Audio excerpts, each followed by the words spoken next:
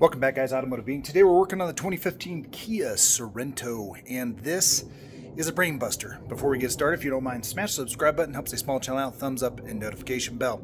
So I will link these down below, guys.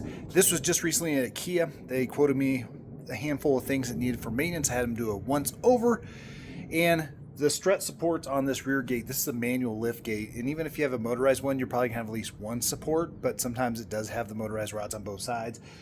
But this is a cheap thing. Now, cheap if you're going to do it yourself, but about 150 bucks if you're going to do it at the dealer. And to be honest with you, there's no sense, because if you have some extra hands, it makes it a little bit easier, but you can do this on your own with just a simple flat blade screwdriver.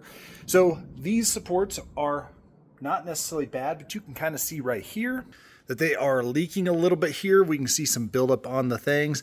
Now you can have some normal dust and grease and grime because these are lubricated, but this one's not as bad. But what happens is this lift gate does not want to go as high as it's supposed to, and I beamed myself in the head. So this set right here is less than 20 bucks. And again, all you need is a small flat blade screwdriver such as this. And you're going to come over here and you can see we have a little crease right here where this pops off. Now I'm going to recommend you do it one at a time, so that way you the gate is heavy in its own. And then back here we have another pop area where we're going to put the screwdriver in, and you don't have to remove that clip all the way, guys. So what we're going to do is we're going to put that in there. Now I don't have any help today, so what you can use is a broom handle to help hold that up. You can use a 2x4 if you have some in the corner there. You can use a ladder, whatever, to hold that gate up. I like to use my shoulder because it's going to come down once we pop one of these off, and then once we get the new one on, it should hold it up on something while we swap the other one out. So all you're going to need to do, guys, is you're going to need to put your flat blade screwdriver in here, and you can kind of see how that's going to pop loose. Once that gets semi-loose, and this is where I'm going to need to use both hands, you're going to just pop this thing off. So you're going to pull it up like that. That releases it from the little tension of the ball, and then you can actually just push that strut off. So this is where I'll use my cranium, because I'm always doing these when I'm on my own. Now I'd encourage you to go ahead and clean that ball off right there, this little ball that it clips on.